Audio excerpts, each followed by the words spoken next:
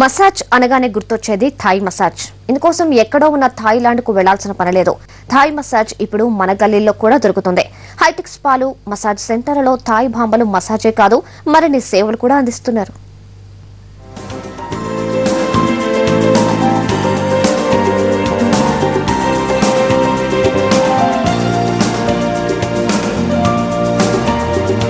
ప్రపంచవ్యాప్తంగా మసాజ్ లో ఫేమస్ ఏంటంటే టక్కును గుర్తొచ్చేది థాయిలాండ్. మసాజ్ కు పెట్టింది పేరు. ఈ మసాజ్ కోసం ప్రపంచ దేశాల ప్రజలంతా అక్కడికి వెళ్తూ ఉంటారు. థాయ్ మసాజ్ అంటే సెక్స్ కు పెట్టిన మరో పేరు. అంతేకాదు ఈ మసాజ్ లకు రకరకాల పేర్లు పెడతారు. పేర్లకు అనుగుణంగానే వాటి రేట్లు ఉంటాయి.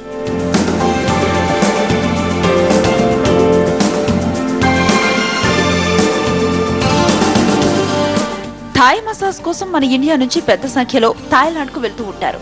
ముఖ్యంగా హైదరాబాద్, చెన్నైలకు చెందిన యువత ఎక్కువగా అక్కడికి పోతూ ఉంటారు. దీన్ని గుర్తించిన మన వ్యాపారులు వారిని క్యాష్ చేసుకోవటానికి ఇక్కడే థాయ్ మసాజ్ ను అందుబాటులోకి తెచ్చారు. థాయిలాండ్ కు చెందిన మహిళలను ఎంగేజ్ చేసుకోవటం మొదలు పెట్టారు. పెద్ద మొత్తంలో డబ్బులిచ్చి థాయిలాండ్ నుంచి మసాజ్ చేసే మహిళలను తెప్పిస్తూ ఉన్నారు. ఈ మహిళలను 20,000 నుంచి 30,000 వరకు నెలవారీ జీతం ఇస్తూ ఉంటారు.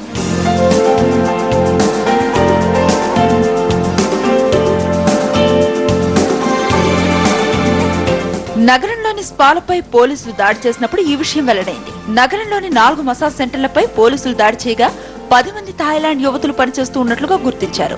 ఈ యువతులతో స్పా యజమానులు వ్యభిచారం కూడా చేయిస్తూ ఉన్నారు. ఇందుకు ప్రత్యేకంగా రేట్ను వసూలు చేస్తున్నారు.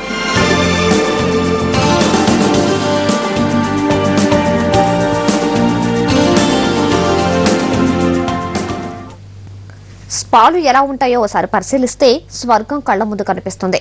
అధునాతన హంగులన్నీ ఇక్కడ కొలువుదీరి కనిపిస్తాయి. స్పాలోకి ఎంటర్ అయి చూస్తే గానీ అక్కడేం జరుగుతుందో తెలియదు. ఇటీవల పోలీసులు దాడి చేసిన స్పా సెంటర్లో ఎలాంటి వాతావరణం ఉందో మా ప్రతినిధి రమేష్ వైట్ల వివరిస్తారు. నగరంలో అధునాతనమైన మసాజ్ సెంటర్లు ఎక్కడ పడితే అక్కడ వెలిశాయి. అయితే మసాజ్ సెంటర్లపైన పోలీసులు విస్తృతంగా దాడులు చేస్తున్నారు.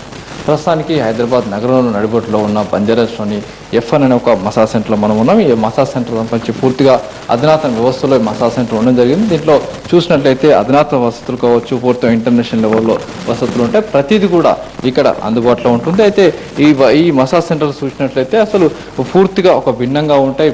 బయట ప్రపంచానికి ఇది ఒక మసాజ్ సెంటర్ కూడా కనబడదు. ఒక సెలూన్, స్పా అని మాత్రమే చెప్తుంటారు. సెలూన్ రూపంలో ఇక్కడ పూర్తిగా ఈ మసాజ్ సెంటర్ ఏర్పాటు చేసి ఇక్కడ పూర్తిగా ఇలాంటి అధునాతమైన మసాజ్ సెంటర్లో అన్ని అసాంఘిక కార్యక్రమాలు చేస్తున్నట్టుగా సమాచారం. ప్రస్తుతానికి ఒక మసాజ్ సెంటర్లోని ప్రస్తుతానికి ఉన్న ఒక గదిలోకి మనం వెళ్తున్నాం.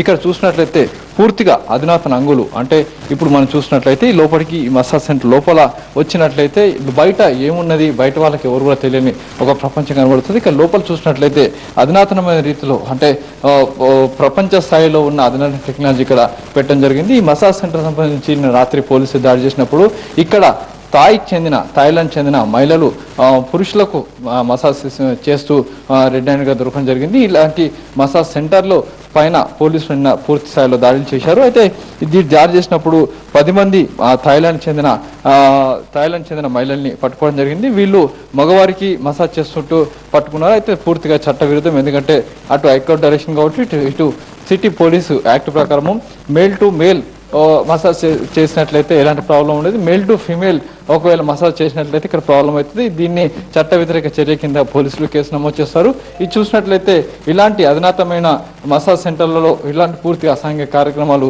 చేస్తున్నట్లుగా ప్రస్తుతానికి అధికారులు అంచనాకు వస్తున్నాయి. ఈ నేపథ్యంలో నగరంలో ఉన్న బంజారాస్లో ఉన్న ఇలాంటి మసాజ్ సెంటర్ల పైన పోలీసులు దాడి చేసి పూర్తిగా ఈ మసాజ్ సెంటర్ అన్నింటినీ కూడా పోలీసులు తమ ఆధీనంలో తీసుకునే ప్రయత్నం చేస్తున్నారు. అయితే ఇలాంటి మసాజ్ సెంటర్లు పూర్తిగా నగరంలో అసాంఘిక కార్యక్రమాలకు అడ్డగా మారిపోయిన, అంతేకాకుండా వ్యభిచార గృహాలుగా మారిపోయినని చెప్పినట్లుగా పోలీసు అధికారులు చెప్తున్నారు. దీంతో పాటుగా ఈ మసాజ్ సెంటర్లు అన్నింటినీ కూడా పోలీసులు తరచుగా దాడి చేసి వీటిపైన నిఘా పెట్టబోతున్నారు. దీంతో పాటుగా ఎవరైతే అసాంఘిక కార్యక్రమాలు పాల్పడతారో వాళ్ళపైన కఠిన చర్యలు తీసుకుంటామని చెప్పి అధికారులు అంటున్నారు. కెమెరా పర్సన్ పనితో రమేష్ వైట్ల, ఎన్టీవీ.